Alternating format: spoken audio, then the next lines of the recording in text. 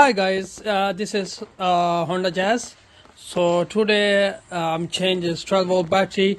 The main issue in this car is ignition is not on first time, 3 to 4 times self, then his car is starting.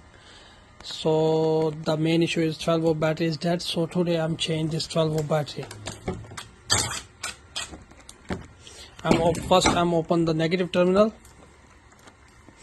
then I open this positive terminal, then the positive terminal.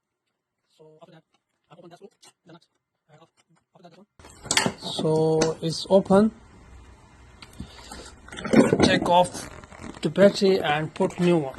So here I'm put new battery and put this side into the hole, and as like this is another hole is the other side.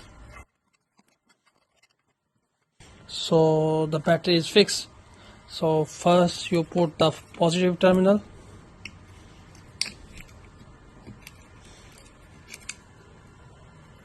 and then negative terminal, and tight it.